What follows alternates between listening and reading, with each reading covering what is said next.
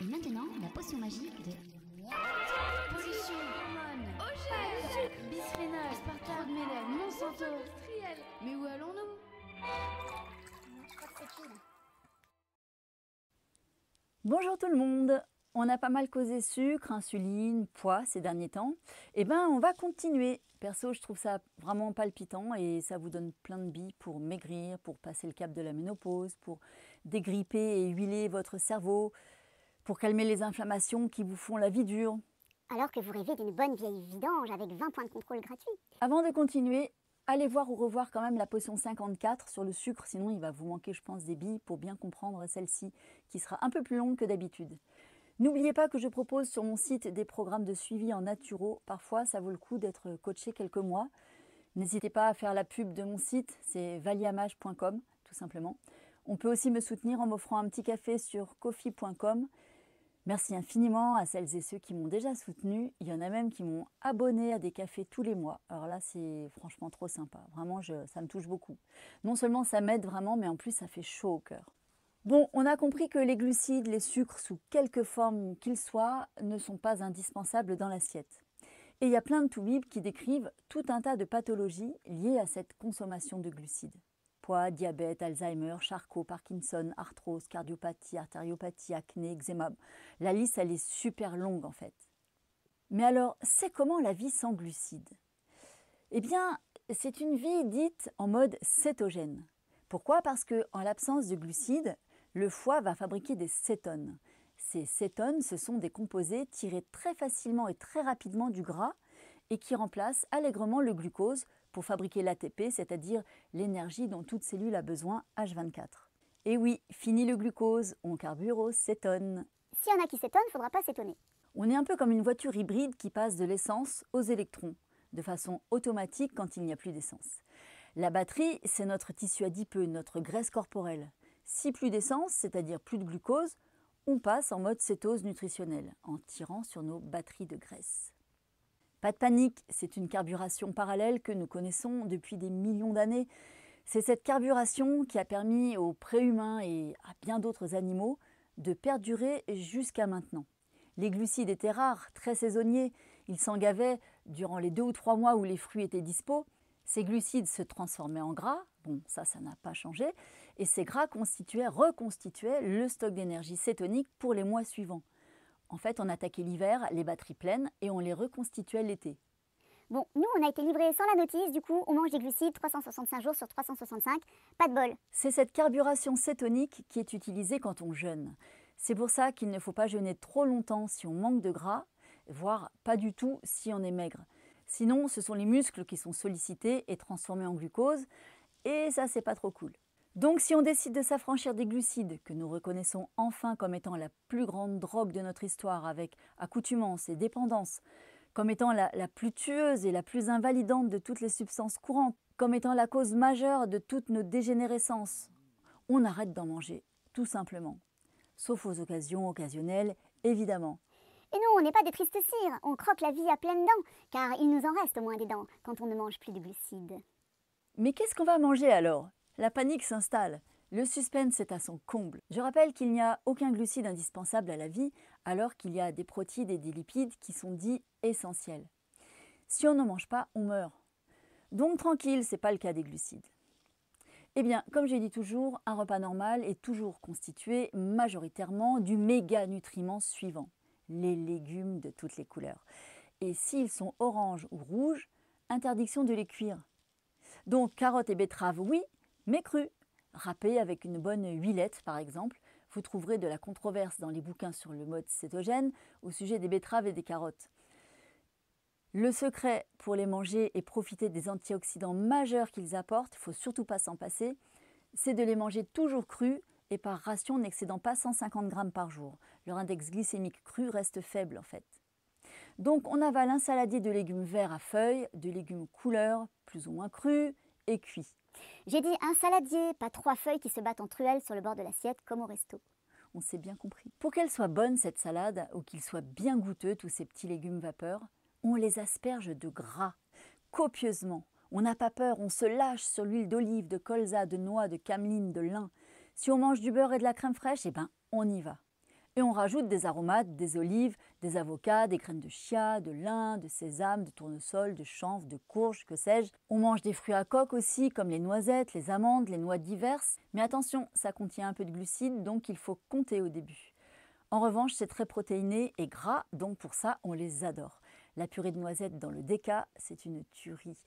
On a besoin de 1 g de protéines par kilo de poids idéal. Même pas, c'est 0,8 en réalité. Donc ça ne bouge pas. On ne mange pas plus de protéines que d'habitude, surtout pas. Sinon, on s'acidifie bêtement.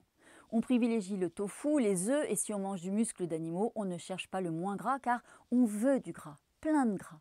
En ce qui concerne les protéines, on a un souci quand on est végétalien. Et oui, à part le tofu, la source principale de protéines provient des céréales et des légumineuses qui sont majoritairement des glucides et que nous n'allons plus consommer. Je ne me vois pas manger que du tofu parce qu'il faut varier les sources de nutriments. J'ai donc concédé à remanger des œufs. C'est le seul problème du mode cétogène pour moi en fait. Heureusement, on ne tue plus les poussins mâles dans les élevages de poules pondeuses parce que depuis 2022, il y a une loi qui interdit cette mise à mort et qui oblige l'ovosexage des embryons. Ça veut dire qu'on sait maintenant déterminer le sexe des œufs. Avant, je ne sais pas si vous savez, mais on broyait vivant les poussins mâles. Mais il reste toujours le problème de la retraite des pondeuses qui ne pondent plus. Les élevages intensifs les tuent, certains petits éleveurs les nourrissent jusqu'à leur mort en hommage au service rendu. Mais je veux bien l'adresse d'un petit éleveur de ce style parce que ça ne court pas les champs malheureusement. Donc si on trouve des œufs clean sur le plan éthique, lâchons-nous, les œufs c'est à volonté tant qu'on ne dépasse pas son quota de protéines évidemment. On pourrait ne manger que des œufs et du tofu comme source de protéines, avec les fruits à coque pour la diversité des acides aminés. Alors oui, passez vite, il y a la controverse sur le soja. Je ferai une potion là-dessus, un de ces quatre. Juste un petit mot, dans une méta-analyse récente publiée chez Reuters, il est établi qu'aucun lien de causalité n'a été démontré à ce jour. Corrélation oui, causalité non. Vu la force des lobbies viandards, j'ai peur qu'on n'ait pas toutes les infos sur le sujet. Certains médecins optent pour le principe de précaution vis-à-vis des thyroïdes et des cancers hormonodépendants, ça se comprend. Perso, je pense que les glucides sont plus nocifs que le tofu, donc j'ai fait mon choix. Mais j'insiste, c'est personnel, à chacun son choix et à chacun d'assumer son choix. Cherchez des études sur la causalité, apparemment on n'en trouve pas. Ok, revenons à nos artichauts. On a dit légumes, mastoc portion, protéines comme d'hab, manque plus que les lipides. Le gras. Donc on a inondé nos salades de bonnes huiles, toujours pressées à froid et variées pour avoir des oméga 9 comme l'huile d'olive, des oméga 3 comme le colza, la cameline, les noix, l'huile de lin. Attention de ne pas apporter d'oméga 6, on en a toujours trop. Donc pas d'huile de tournesol, ni de maïs, de soja, de pépins de raisin. C'est important. En revanche, mangeons les graines de tournesol avec lesquelles on fait de délicieuses tartinades. Tous les fruits à coque, comme je disais plus haut, y compris en purée, les avocats et les olives à volonté. Mais le roi du gras, c'est la noix de coco. Pourquoi? L'huile de noix de coco contient 60% de triglycérides à chaîne moyenne, les fameux MCT. Montrez-moi votre belle jambe. Et oui, mais c'est crucial, ces MCT sont des corps cétoniques utilisés directement par le cerveau. Je lisais ce mois-ci un auteur qui décrivait des améliorations cérébrales incroyables rien qu'en ajoutant des MCT dans la ration d'individus en perte de vitesse. Quand on consomme des MCT, que ce soit en huile MCT ou dans l'huile de coco, on favorise l'acétose nutritionnelle. Si on les consomme au tout début de la mise en route d'un mode cétogène, on accélère le démarrage de cette carburation cétonique. C'est un super démarreur en fait. Moi j'en mets dans mon déca le matin. MCT et huile de coco ou MCT et purée de noisettes. Donc, cuisiner à volonté avec l'huile de coco, le lait de coco, la crème de coco. Le cerveau est constitué essentiellement de gras, dont énormément d'oméga 3. Quand je pense qu'il y a des gens qui ont supprimé toute source de gras pour des raisons obscures. Il carbure au glucose mais aussi au cétone, le cerveau. Et il adore ça car les cétones ne produisent pas d'inflammation, contrairement au glucose. Et ce cerveau consomme 25% de l'énergie utilisée par l'organisme alors qu'il ne représente que 2,5% de la masse de cet organisme. Un conseil, envoyons-lui de l'huile de coco ou de l'huile MCT.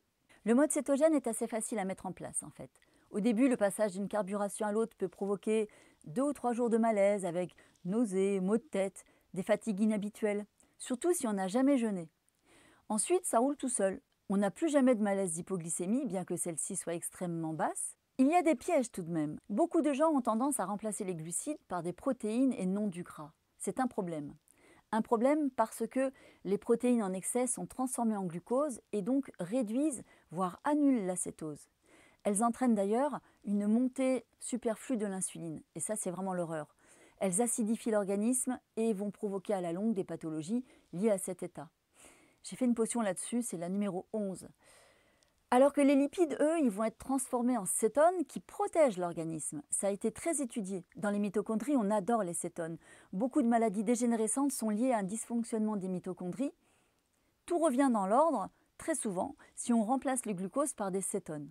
Un autre piège aussi, c'est de ne pas manger assez de légumes verts. On focalise sur son poulet et son fromage, mais on oublie les végétaux. Non, non, non, le mode cétogène est un mode où les fibres issues du monde végétal jouent un vrai rôle de méga-nutriments. Chez les gens qui veulent perdre du poids, le piège sera de manger trop de gras. Il faut manger son paquet de légumes, sa ration optimale de protéines et du gras, oui. Si on mange trop de gras, on ne va pas le stocker puisqu'on n'aura pas fait monter l'insuline, puisqu'on n'aura pas de glucides. Mais on ne perdra pas pour autant nos réserves puisque l'alimentation fournira toute l'énergie du jour. Si on réduit un peu les apports en gras, le foie va naturellement piocher dans nos réserves pour fabriquer les cétones de la journée. Et là, on grignote notre réserve de gras. Un autre piège au début, c'est de s'ennuyer dans ce qu'on mange parce qu'on n'a pas encore pris l'habitude de changer notre façon de cuisiner. Là, c'est tout simple, il faut prendre des livres de recettes et en faire plein pendant un certain temps. Puis on chope des habitudes, des réflexes. Ah, le piège de la soirée entre amis aussi. Là, de deux choses l'une. Soit on reste sur sa position parce qu'on a une grave maladie qu'on souhaite améliorer, soit on s'autorise un joker. Dans le premier cas, pour ne pas sortir de l'état de cétose, il faut consommer moins de 100 g de glucides nets. Pensez à boire un peu de vinaigre dans un verre d'eau avant le repas pour empêcher la glycémie de monter trop haut. Mangez toujours les légumes en premier pour la même raison. Quitte à les manger chez vous avant de partir si vous savez qu'il n'y aura pas de légumes chez vos hôtes. À l'apéro, apportez vos olives, vos cubes de fromage si vous en mangez. Si vous vous autorisez un joker, c'est parti pour partager le repas collectif.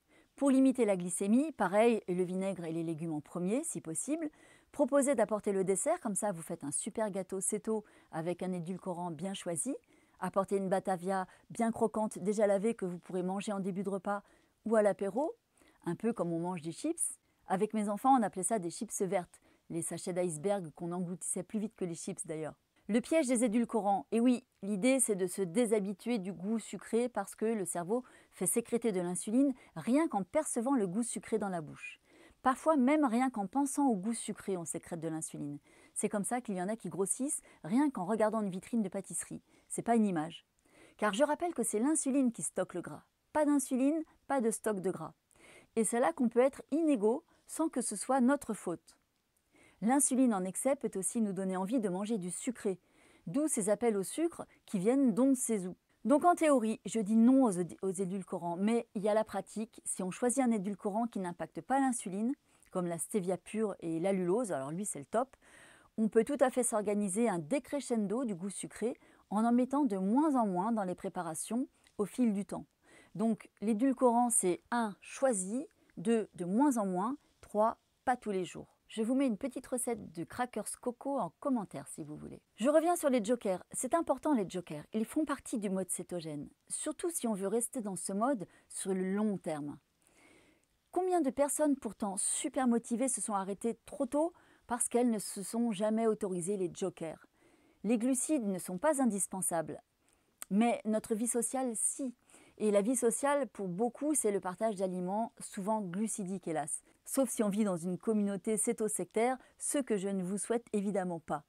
Les jokers ont peu d'impact si on gère un minimum, pas de reprise de poids. Les glucides sont vite éliminés et remplacés de nouveau par les cétones si on reprend le cours des choses dès le lendemain. Si on cherche à combattre une maladie, il faut rester à moins de 20 g de glucides nets par jour. Si on veut juste perdre du poids tranquillement ou préserver son cerveau, il suffit de se maintenir à moins de 50 g par jour. Entre 50 et 100 g, on est en cétose et on maintient sa santé, mais on a quand même quelques toxicités induites par les glucides. Mais ça permet de tenir sur du très long terme sans effort particulier. On peut idéalement faire des phases strictes à 20 g pendant quelques semaines, puis alterner avec des phases souples à 100 g. Il faut trouver votre rythme et votre créativité culinaire. Je vous laisse une petite bibliographie, tout n'est pas parfait. J'ai vu passer des menus type sans légumes. Bon, sachez rester critique quand vous lisez des documents comme ça, c'est important. Bon appétit les amis, n'oubliez pas de partager ces potions ou de m'offrir un petit café avec ko-fi.com. Je vous dis à très très vite.